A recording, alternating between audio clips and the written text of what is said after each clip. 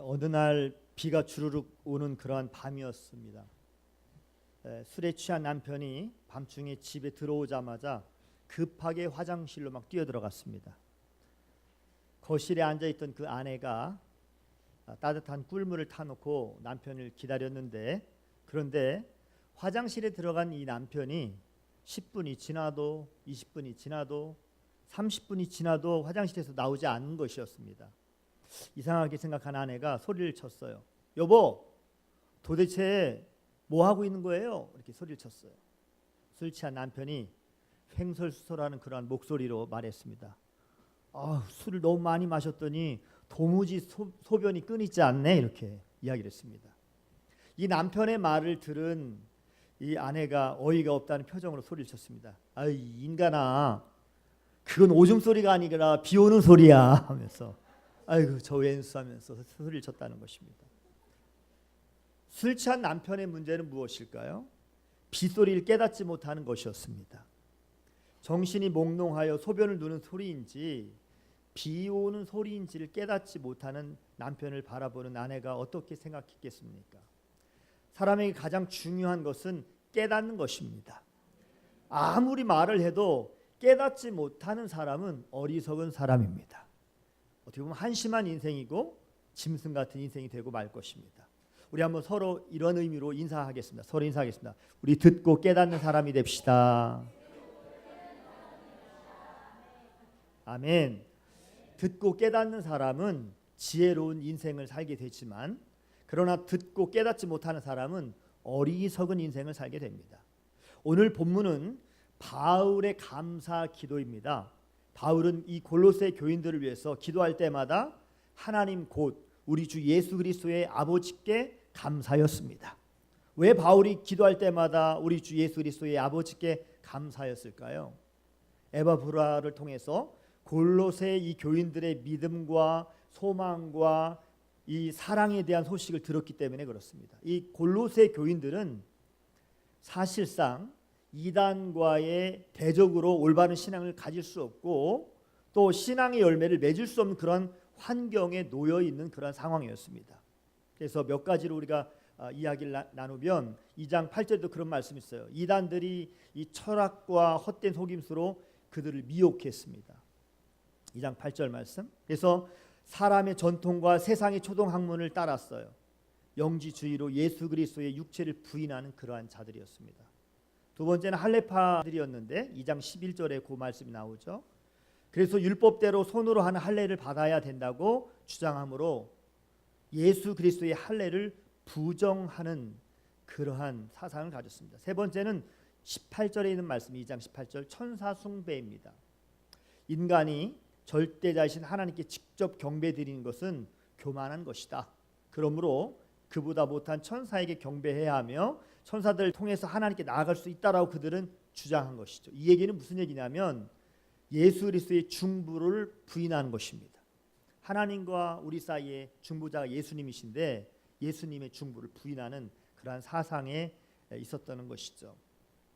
바울은 이러한 이단과 또 할례파와 천사 숭배와 대적들의 미혹에 있음에도 불구하고 골로새 교인들이 복음을 듣고 열매를 맺어 자라가는 신앙을 볼 때 감사하지 않을 수가 없었던 것입니다. 믿음과 사랑과 소망의 열매를 맺는 이 신앙을 가진 성도가 되고 또 온 천하에서도 열매를 맺어서 자라가는 것을 볼 때 그는 하나님께 감사하였던 것입니다.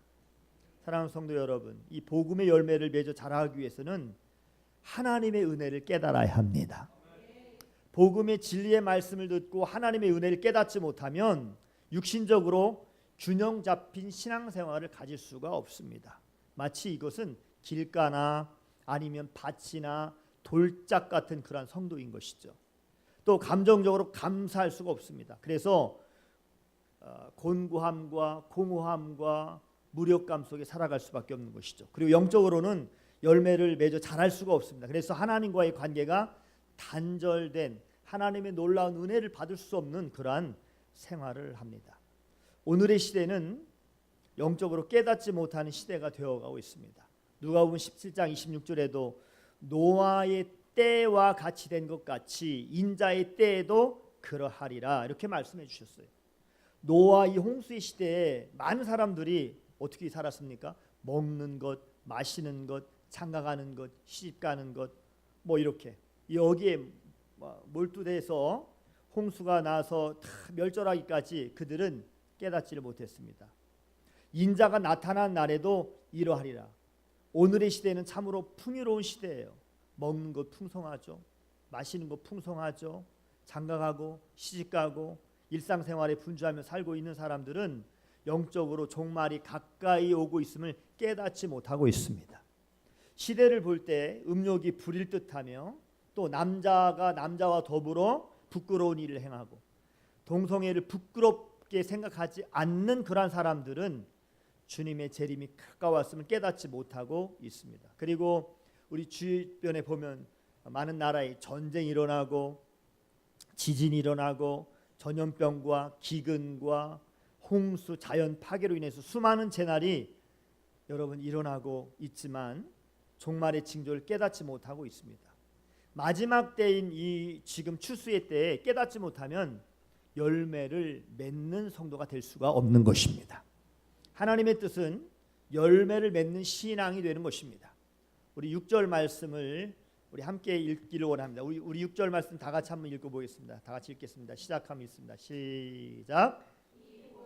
너희 이름에 너희가 듣고 참으로 하나님의 은혜를 깨달은 날부터 너희 중에서와 같이 또한 온 천하에서도 열매를 맺어 자라는 도다. 아멘.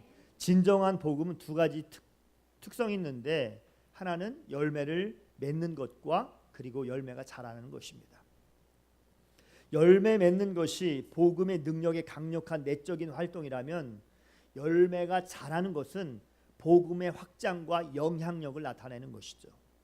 골로새 교인들은 복음의 능력으로 변화되어서 열매 맺는 믿음의 성도가 되었고 또 복음이 골로새뿐만 아니라 에베소 그리고 로마 등 각 지역을 퍼져가면서 열매를 맺게 되었다라고 하는 사실입니다. 복음의 열매를 맺어서 자라가는 성도가 되기 위해서는 하나님의 은혜를 깨달아야 합니다. 아멘 합시다. 아멘. 하나님의 은혜를 깨닫기 위해서는 그럼 어떻게 돼요? 먼저 복음을 들어야 합니다. 복음을 들어야 하는데 복음을 전한 자가 없이 어떻게 복음을 들을 수 있겠습니까? 하나님은 그래서 복음 전도자인 에바브라를 보내주셨던 것입니다. 에바브라는 골로새의 토착민으로 바울에게 복음을 들은 자요 그리고 바울의 가르침을 받은 자인 것입니다. 바울에게 듣고 배운 것을 골로새 교인들에게 가르쳐 주었어요. 그러니까 믿음은 그리스도의 말씀을 들으면서 나타나는 것처럼 결국 그래서 여러분 골로새 교인들이 하나님의 말씀을 통해서 믿음이 성장하게 되었다라는 건 사실입니다. 복음의 이 진리의 말씀을 들을 때 깨달아야 열매를 맺는 성도가 될 수가 있습니다. 골로새 교인들이 이 복음을 들을 때 그리스도 예수 안에서 믿음으로 구원받게 된 것이 하나님의 은혜다라고 하는 사실을 그들은 깨닫게 되었습니다. 하나님의 사랑 그리고 그리스도의 이 사랑의 이 너비와 길이와 높이와 깊이가 얼마나 크고 무한한 것을 알고 모든 성도를 사랑하게 된 것도 그들이 하나님의 은혜임을 깨닫게 되었다라고 하는 사실을 믿으시길 바랍니다. 하늘에 쌓아둔 소망을 가지고 살게 된 것도 하나님의 은혜임을 깨닫게 되었을 때 그렇게 여러분 행동으로 나타나게 된 것이죠. 골로새 교인들은 하나님의 은혜를 깨달은 날부터 믿음의 열매, 사랑의 열매, 소망의 열매를 맺어 자라가는 성도가 된 것입니다. 하나님의 속성은 진리입니다. 여러분 요한복음 8장 32절에도 말씀했어요. 진리를 알지니 진리가 너희를 자유케 하리라 이렇게 말씀하셨어요. 하나님의 심정은 복음의 진리를 듣고 깨닫는 것입니다. 그래서 누가복음 24장 45절에도 이에 그들의 마음을 열어 성경을 깨닫게 하시고 그러니까 예수를 믿지 않는 사람들은 하나님의 말씀을 듣기를 원하시는 것이고 하나님의 말씀을 들어 예수를 믿는 사람들은 하나님의 말씀을 깨닫기를 원하시는 것이 하나님의 심정인 것입니다. 엠마오로 가던 두 제자, 부활하신 예수님을 영으로 생각하는 제자들은 하나님의 은혜를 깨닫고 온 천하에 열매를 맺어 자라가는 그러한 제자가 되었던 것이죠. 우리 성도 여러분, 신앙생활에 이 열매를 맺어 자라가고 있습니까? 여러분 어떻습니까? 영적으로 혹 둔한 자가 되어서 깨닫지 못하는 성도는 없습니까? 복음 진리의 말씀을 들을 때 하나님의 은혜를 깨닫습니다. 아멘 합시다. 믿음과 사랑과 이 소망의 균형 잡힌 믿음을 가지고 신앙생활을 하기를 주의 이름으로 축복합니다. 열매를 맺는 신앙을 갖기 위해서는 진리의 말씀을 들어야 합니다. 계속해서 듣고 또 듣고 또 듣고 반복적으로 계속해서 하나님의 진리의 말씀을 들어야 합니다. 진리의 말씀을 듣고 하나님의 은혜를 깨달을 때 그때 여러분 열매를 맺어 자라갈 수가 있기 때문에 그렇습니다. 하나님의 은혜를 깨달을 때 그리스도 안에서 이 믿음과 사랑과 소망으로 균형 잡힌 성도가 될 수가 있는 것입니다. 하나님의 말씀 듣지 않으면 절대로 깨달을 수가 없어요. 깨달을 수가 없습니다. 믿음은 들음에서 나며 하나님의 말씀을 많이 듣는 사람이 많이 깨닫는 사람이요. 또 많이 깨닫는 사람이 많은 일을 할 수 있는 줄로 믿으시기 바랍니다. 깨닫지 못하는 사람은 시대를 분별할 수가 없어요. 시대를 분별하지 못하고 하나님의 은혜를 깨닫지 못함으로 결국 그 사람은 하나님의 열매를 맺을 수가 없는 것이죠. 하나님의 은혜를 깨닫지 못하는 성도는 열매를 맺지 못함으로 열매가 없으니 결국 책망을 받고 찌꺼풀에 던져지는 그러한 사람이 되고 말 것입니다. 그러므로 신앙생활에 이 열매를 맺기 위해서는 진리의 말씀을 듣고 깨달아야 될 줄로 믿습니다. 진리의 말씀을 듣고 깨닫기 위해서는 성령의 도우심이 있어야 합니다. 성령님의 역사가 있어야 합니다. 왜냐하면 하나님의 말씀은 성령에 의해서 기록되어 있기 때문에 우리가 하나님 말씀을 읽을 때도 하나님 말씀을 들을 때도 성령님의 도우심을 받아야 된다는 사실을 알아야 합니다. 성령 안에 살며 성령의 역사와 도우심을 구함으로 하나님의 은혜를 깨닫고 교회와 온 세상에서도 열매를 맺어 자라가는 성도가 되기를 주의 이름으로 축복합니다. 요한복음 15장 8절에도 말씀했어요. 너희가 열매를 많이 맺으면 내 아버지께서 영광을 받으실 것이요 너희는 내 제자가 되리라. 이렇게 말씀해 주셨어요. 골로새이 교회는 이 에바프라에게 말씀을 듣고 배움으로 하나님의 은혜를 깨닫고 믿음의 열매와 사랑의 열매와 소망의 열매를 맺어 자라감으로 바울에게는 감사가 되었고 또한 하나님께는 영광이 되었습니다. 데살로니가 이 교회 성도들도 열매를 맺어 자라감으로 바울이 항상 하나님께 감사였습니다. 왜 항상 하나님께 감사했습니까? 데살로니가전서 1장 3절에 보니까 이런 말씀이 있어요. 너희의 믿음의 역사와 사랑의 수고와 우리 주 예수 그리스도에 대한 소망의 인내를 우리 하나님 아버지 앞에서 끊임없이 기억함이니 라고 하는 말씀이 있습니다. 믿음의 역사는 믿음으로 일을 하는 것으로 믿는 자에게는 능치 못한 일이 없습니다. 사랑의 수고, 이것은 마치 부모가 아기를 위한 수고로 성도들을 위한 자신을 희생하는 수고입니다. 소망의 인내는 주님의 재림을 바라보면서 세상의 여러 가지의 이 시련과 슬픔을 참아내며 착하고 충성된 종으로 섬기는 삶을 말씀하고 있는 것입니다. 데살로니가 성도들은 마게도냐와 아가야에 있는 모든 믿는 자의 본이 되었어요. 주의 말씀이 데살로니가의 교인들로부터 마게도냐와 또 아가야에 들렸습니다. 하나님을 향하는 이 그들의 믿음의 소문이 이제 퍼지고 퍼져서 각처에 널리 퍼짐으로 사도 바울은 아무 말도 할 것이 없다고 그저 칭찬하였습니다. 신앙생활은 열매를 보아 알 수가 있는 것이죠. 마태복음 21장 19절에도 길가에 한 무화과 나무를 보시고 그리로 가서 잎사귀 밖에 아무것도 찾지 못하시고 나무에게 이르시되 이제부터 영원토록 내가 열매를 맺지 못하리라 하시니 무화과 나무가 곧 마른지라. 왜 예수님께서 무화과 나무를 저주하였을까요? 무화과 나무는 열매를 맺어 자라가는 것이 정상인데 그 무화과 나무 그 잎만 있었기 때문에 열매가 없었기 때문에 결국에는 저주했다는 사실입니다. 무화과 나무는 믿음이 없는 성도들과 기도하는 집을 강도의 소굴로 만드는 바리새인의 이 외식적인 신앙을 책망하신 것입니다. 믿음이 있어 열매를 맺으며 자라는 성도가 되기를 주의 이름으로 축복합니다. 열매를 맺어 자라가는 자의 복은 이 에바브라처럼 신실한 믿음을 통한 그리스도의 신실한 일꾼이 되는 것입니다. 성령 안에 거해야 합니다. 사랑을 알리며 기쁨과 감사가 충만합니다. 할렐루야. 하나님께 영광을 또 돌리게 되어 있습니다. 하나님과 이웃과의 관계가 회복되므로 풍성한 삶을 살아갈 수가 있는 것입니다. 공주에 가면 노씨와 배씨의 집성촌이 있다고 합니다. 한 사람이 교회를 나왔는데 이 배씨 대종손인 남자가 예배에 참석을 했대요. 근데 종손이다 보니까 모든 제사를 다 드려야 하고 또 모든 종씨들을 만나다 보면 매일 술을 마시는 그런 술꾼이 되었는데 매일 술에 취해서 다니고 그러다 보니까 술에 중독이 되었어요. 그래가지고 콧등이 늘 빨갛게 되어 있었는데 주일이 되면 늘 술 취한 채 교회에 나와서 예배를 드려야만 했습니다.